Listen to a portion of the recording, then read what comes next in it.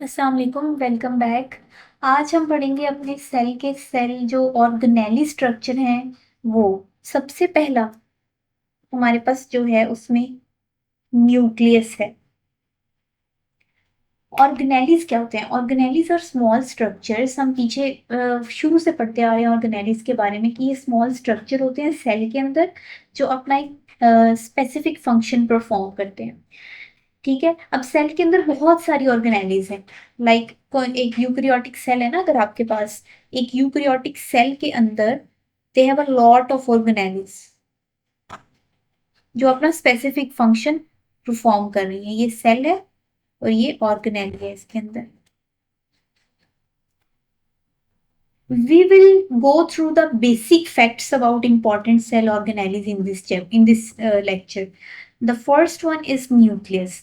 अब न्यूक्लियस क्या है? आपको पता है कि आपने न्यूक्लियस का वर्ड बहुत शुरू से सुनते आ रहे हैं। आप सेल की बात जब भी होती है तो हम न्यूक्लियस की बात करते हैं। सेल के अंदर न्यूक्लियस होता है, न्यूक्लियर इन्वेलप होता है, न्यूक्लियोप्लाज्म होता है, क्रोमोसोम्स होते हैं। ये इन सब का फंक्शन क्या है, इन सब की इंपॉर्टेंस क्या है हमारे सेल के अंदर, आज के टॉपिक में हमने ये सारी चीजें पढ़नी है। न्यूक्लियस इज अ प्रोमिनेंट, एक प्रोमिनेंट स्ट्रक्चर है न्यूक्लियस। सबसे पहला पॉइंट क्या है कि ये prominent, nucleus is a prominent structure. किसके अंदर पाया जाता है ये? In eukaryotic cells. In animal cells, it is present in the center, while in mature plant cell, due to the formation of large central vacuole, it is pushed to side. ये बात clear होगी आपको कि animal cell के अंदर, animal cell के अंदर ये सेंटर में होता है न्यूक्लियस। ठीक है, वाइल इन प्लांट सेल ये साइड पे क्यों होता है? क्यों? क्योंकि वहां पर बहुत सारे और बड़े बड़े वैक्यूल्स, लार्ज सेंट्रल वैक्यूल्स होते हैं जिसकी वजह से ये साइड पे हो जाता है। न्यूक्लियस जो है is bounded by a double membrane known as nuclear envelope. For example ये न्यूक्लियस है तो इसके साइड पे दो double bounded by double nuclear envelope, जिसको हम कहते हैं ये है न्यूक्लियर इन्वेलप आपका।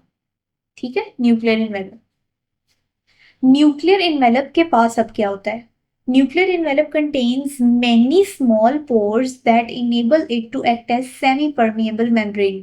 इसके अंदर छोटे छोटे से हमारे पास पोर्स होते हैं जिसका काम क्या होता है कि वो एक्ट करता है एज अ सेमी परमिएबल। बाहर की चीज अंदर आती है, अंदर की चीज बाहर जाती है, लेकिन फुली उसको वो कंट्रोल नहीं दे देता कि जो चीज जो भी अंदर आना चाह रही है वो आए और जो फ्लूइड बाहर जाना चाह रहा है वो जाए। ऐसा नहीं है।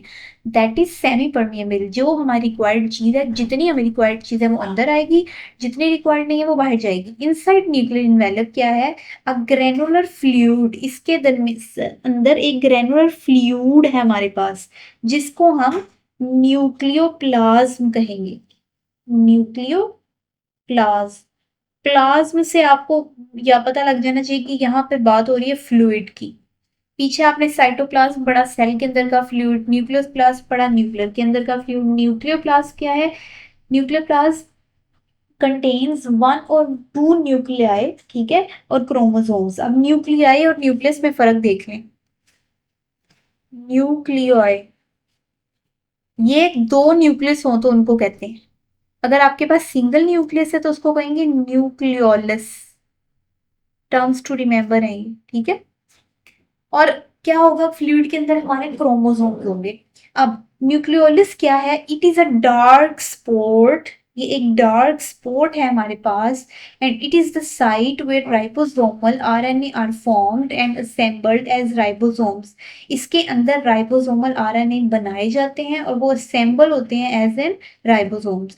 क्रोमोसोम्स क्या है? अब chromosomes are visible only during cell division. Chromosome सिर्फ तब नजर आते हैं जब सेल डिवाइड हो रहा होता है, वाइल ड्यूरिंग इंटरफेस या फिर नॉन डिवाइजिंग के दरमियान जो होता है of cell they are in form of fine thread like structure known as chromatin. अच्छा, क्रोमेटिन के बारे में पूछा जाए तो क्रोमेटिन क्या है? They are fine thread like structure. Fine thread like structure जब क्रोमोसोम का बन जाए तो उसको हम क्रोमेटिन कहते हैं। और वो कब बनता है? जब सेल डिवाइड ना हो रहा हो। Chromosomes are composed of deoxyribonucleic acid and protein. तब आपसे क्वेश्चन पूछा जा सकता है क्रोमोसोम्स की कंपोजिशन के बारे में। तो कंपोजिशन क्या है, वो बना होता है डी राइबो न्यूक्लिक एसिड से और प्रोटीन से। नेक्स्ट पे आ जाए, the prokaryotic cell do not contain prominent nucleus. अब एमसीक्यूज पूछा जा सकता है कि प्रोमिनेंट न्यूक्लियस किसके अंदर होता है और किसके अंदर नहीं होता। हमने, अगर आपको याद हो, शुरू में पढ़ा था यूकैरियोट और प्रोकैरियोट में प्रोमिनेंट डिफरेंस क्या था।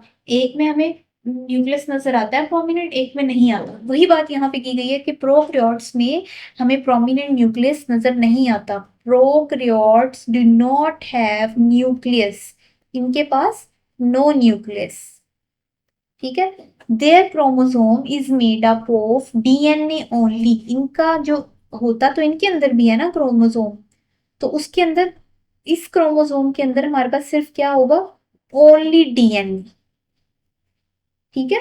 वो सबमर्ज्ड हुआ होगा साइटोप्लाज्म के अंदर। यहाँ तक सारी बात क्लियर है कि न्यूक्लियस के अंदर क्या क्या होता है, और न्यूक्लियस में इन्हें जो न्यूक्लियस इन्वेलप होता है, और न्यूक्लियस इन्वेलप का काम क्या होता है, उसके अंदर क्या क्या प्रेजेंट होता है, ये सारी चीजें यहाँ तक आपको क्लियर हो गई हैं।